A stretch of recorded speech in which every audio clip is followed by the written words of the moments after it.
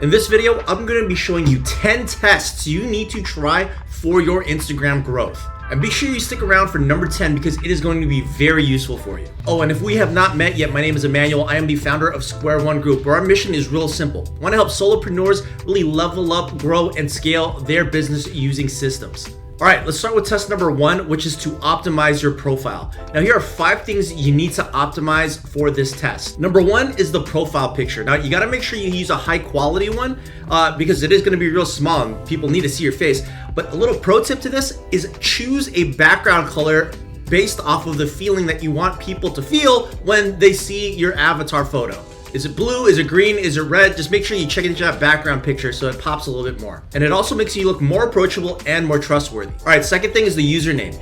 Just make it plain, straightforward, and make it reflect your brand. It's an IG business, not a personal account, so it's okay to put your name and like a bar and then a few words about who you serve or what your niche is. Number 3, it is your bio. Hook your audience by putting in your bio the things that you do, what you stand for, and what they can expect from your content. Number 4 is the contact. You need to make sure that the contact information that you put in your bio is up to date so customers or collaborators can get in touch with you real easily. Number 5 is the link. Look, link trees do not work. Use one link and have that link to a specific place where you need them to visit to get a direct call to action, like maybe booking an appointment with you. If you're also using your link as a lead magnet, then maybe have it linked directly to that lead magnet, or if it's a blog post, maybe a blog post. If you're kind of curious how this looks like in play, I'm gonna leave the link to my Instagram right under this video. So go ahead and click on it and then you can just copy it. All right, test number 2, it is the content strategy.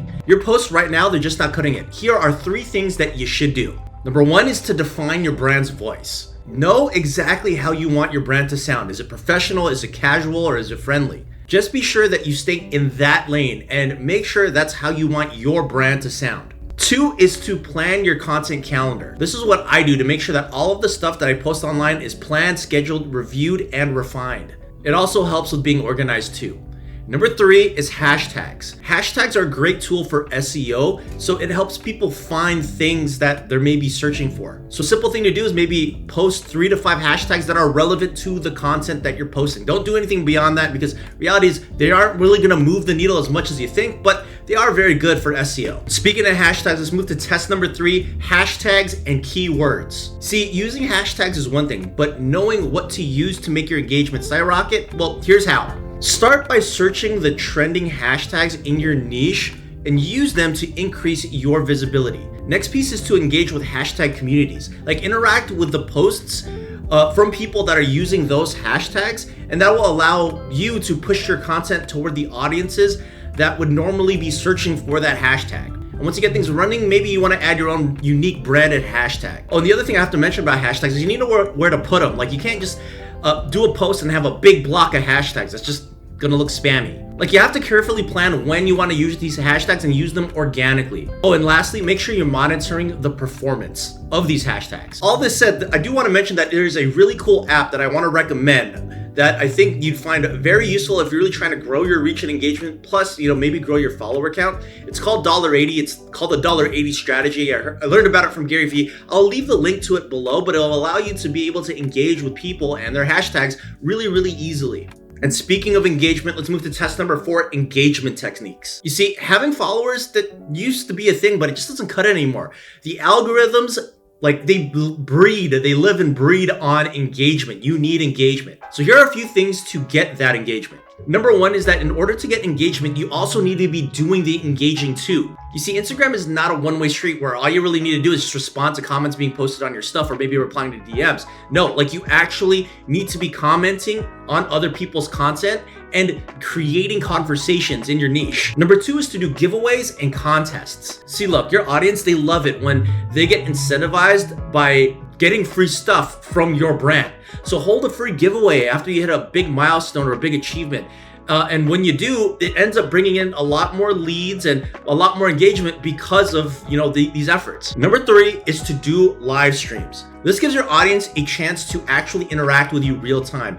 You can make this whole process super simple by maybe just answering some FAQs or sharing some insight or connecting with some people that you've like networked with or engaged with on a personal level. All right, test number 5, collaborations and partnerships. Look, working on your own will not take you very far.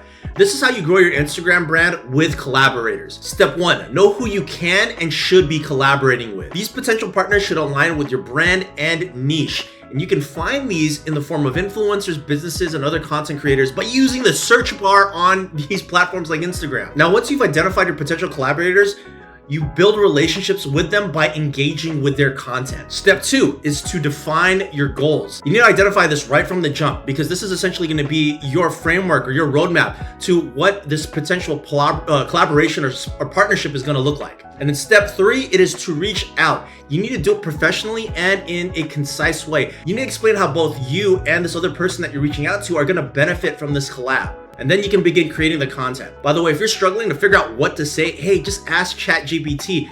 I'm looking to collaborate with X type of business or person. How can I reach out to them? And then ChatGPT can spit out like a quick copy and paste message that you can send. All right, and then step 4, content and cross promotion. Think about how you can co-host maybe an Instagram live or maybe a joint giveaway or maybe a photo shoot. But just know that it doesn't end with the live. Like the promotion for this collaboration can look like you guys promoting this, either before or after the actual live stream or the actual event that you guys put together.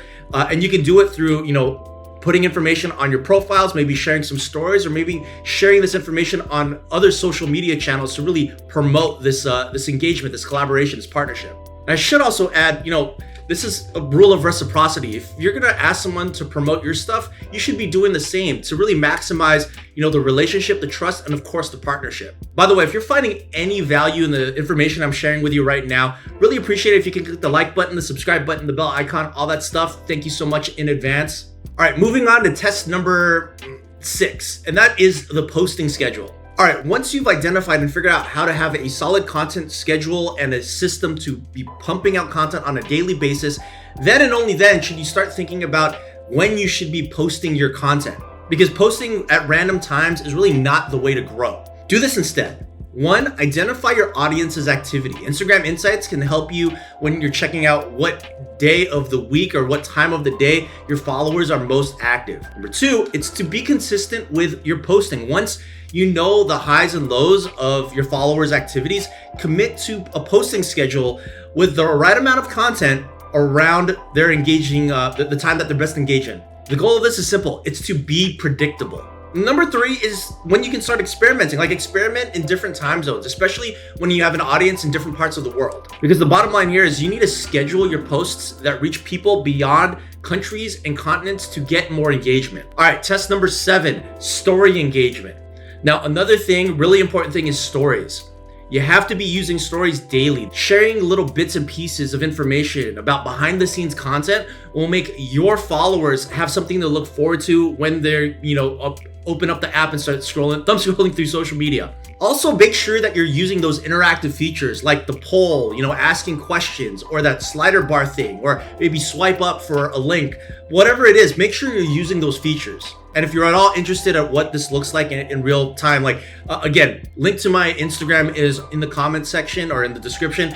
Click to it and look at my Instagram stories. I'm constantly testing out different ways to use these polls to try to generate engagement. And we need to be specific and intentional about using these tools because these create genuine interaction with our content. And really, it's just another form of engagement with our audience, and it just helps boost up our relevance inside of the Instagram algorithm. All right, test number 8, analytics and insights. Now, how do you know if you're doing well with what you're posting? Well, it's real simple. Check the content's performance using Instagram Insights. This is really the place where you can see how many people are engaging with each post. And you can also see the demographics of, who's engaging with your post. And you can also see what's appealing to your audience the most. Now, when you're checking engagement metrics, there's really 3 things that you want to be looking at. It's engagement rate, reach versus impression, and click-through rate or CTR. Engagement rate is the amount of times your content is being liked, commented on, or shared relative to your follower count. Reach is the number of unique users who actually saw your content.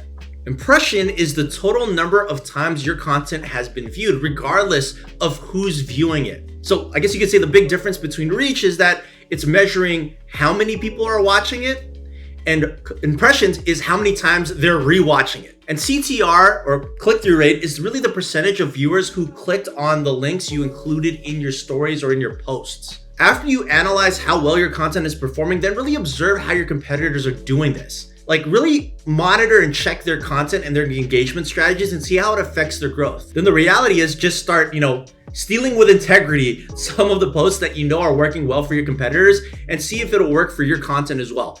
Take what works, leave what doesn't. All right, test number 9, ad campaigns and promotions. Let's talk about how we can make ad campaigns and promotions a lot more engaging on Instagram.